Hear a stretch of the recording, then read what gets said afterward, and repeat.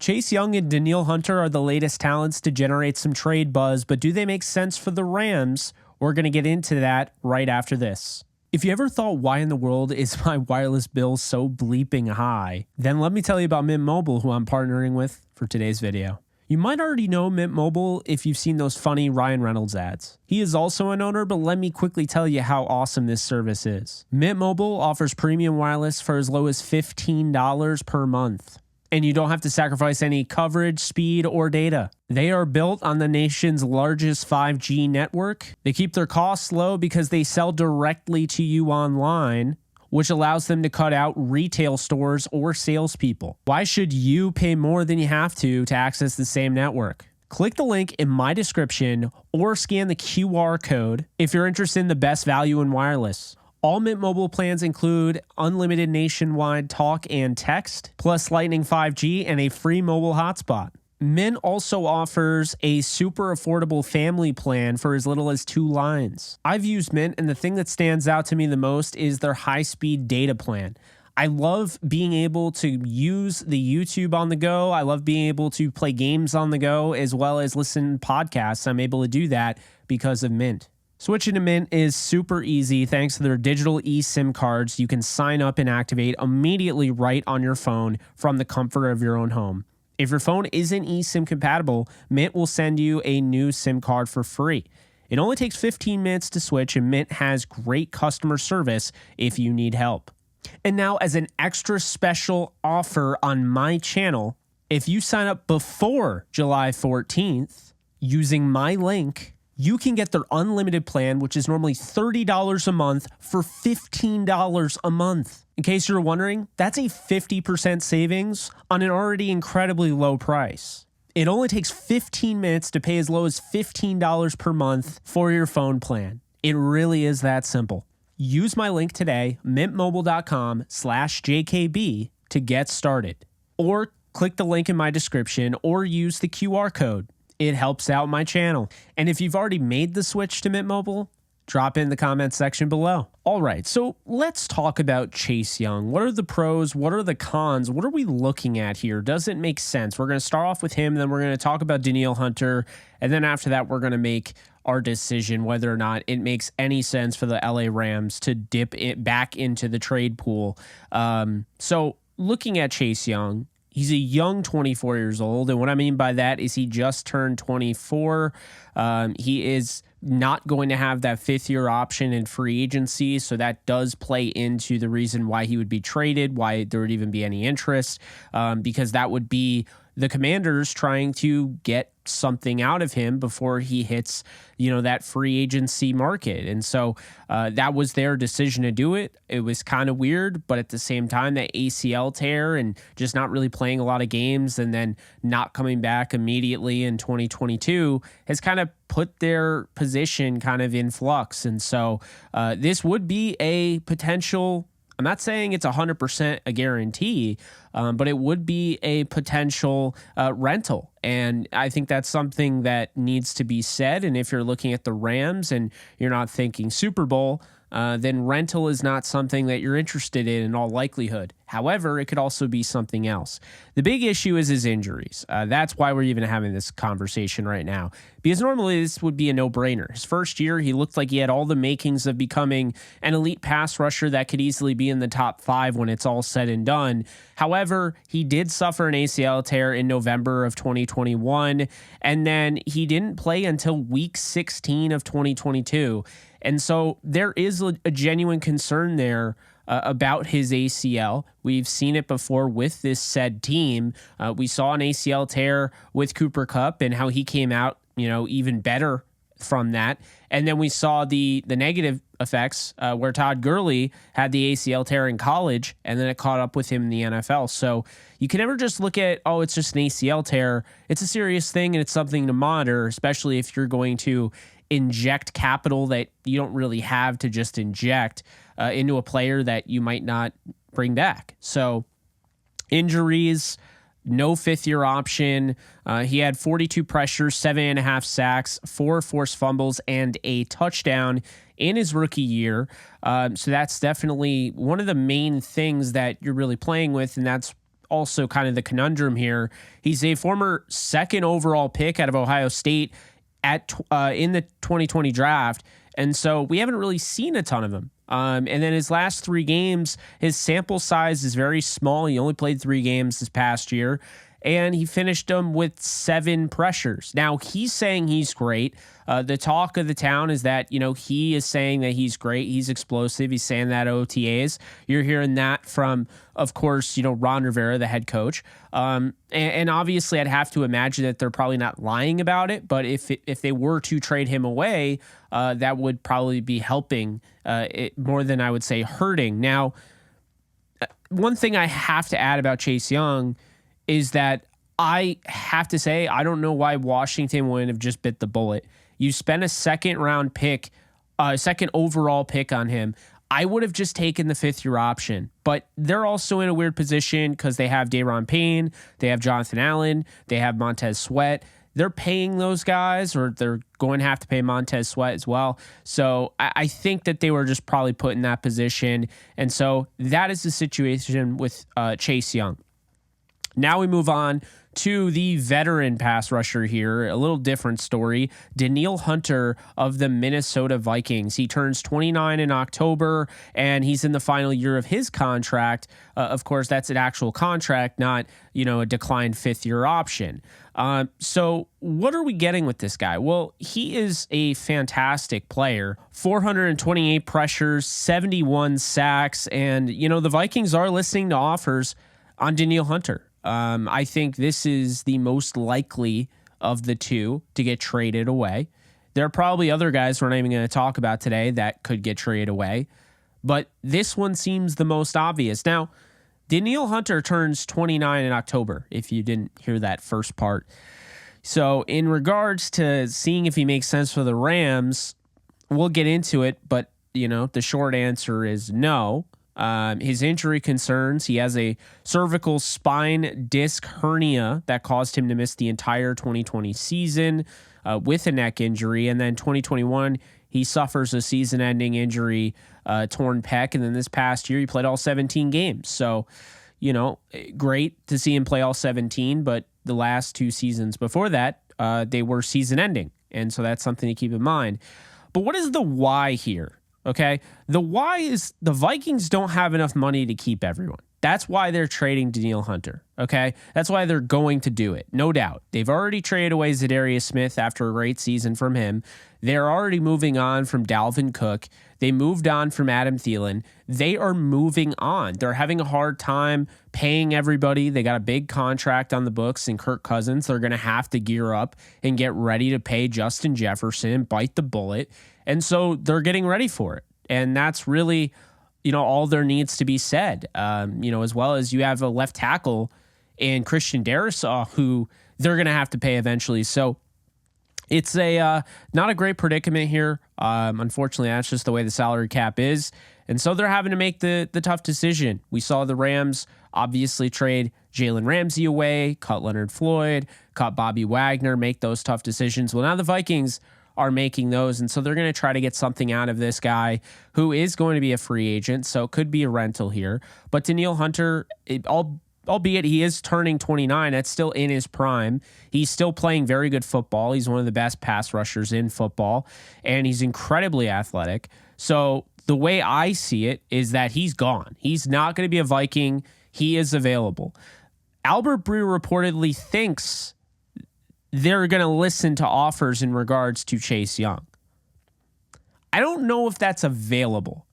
I think that they're open if they hear something big. Before he was in my opinion, probably 2 years ago, Chase Young was untouchable. Like, you could offer them Aaron Donald and they probably balk at it. But now, that's all this means, is that if you came with a big enough offer, Chase Young would be possible to acquire. That's what we're getting at. And Danielle Hunter's been available. And he's 100% going to get traded this off season, if you will, going into training camp. It's not a guarantee with Chase Young, and I don't know why it would be. I would personally be trying to bring him back on a contract, but that's just me. In conclusion, I'd only be interested in Chase Young. Okay. He's got the youth, which I love, right? If this was the all-in Rams team from years past, if this team was this close to winning a Super Bowl, I'd say, okay, Danielle Hunter makes the most sense. He's 29 years old. He's a rental. Hopefully you can bring him back, but if not, he's a rental. It's okay because your whole thing is that you want to go and win the Super Bowl. But Chase Young's different because Chase Young, there's a question mark about his health, probably more so than Danielle Hunter, because Danielle Hunter has a body of work, whereas Chase Young has one season, and it was his rookie season.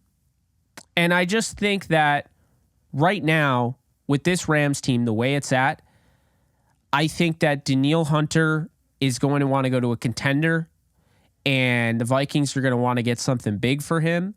I don't see the Rams being the team to trade a lot for him. I believe they feel good about their roster right now. They could make a move, but I think it's one that would be down the road. And Danielle Hunter feels like a move that would happen before the season.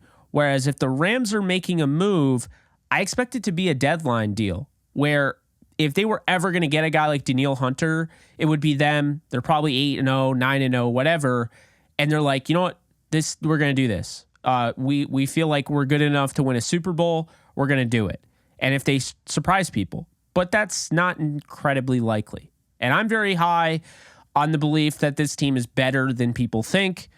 I'm not that high on them. So I still have tremendous concern about Young's ACL. And maybe that's not fair, but I still can't get past Todd Gurley. You can look at Cooper Kupp, but Todd Gurley's knee bothered him and ruined his career. He suffered that torn ACL in college. He re-injured it, wasn't an ACL tear, but still. I just have concerns. I think before you're willing to go out and shell out all that money and get rid of a first-round pick, I think it's only fair to have that discussion and understand, look, we're taking on a big risk with this injury. Is this worth it? Because at the end of the day, the thing that makes Aaron Donald better than everyone else, the great thing about Aaron Donald, it hasn't just been how dominant he is. He's not only dominant, but he doesn't leave the field. This past year was the first year he missed multiple games in a season.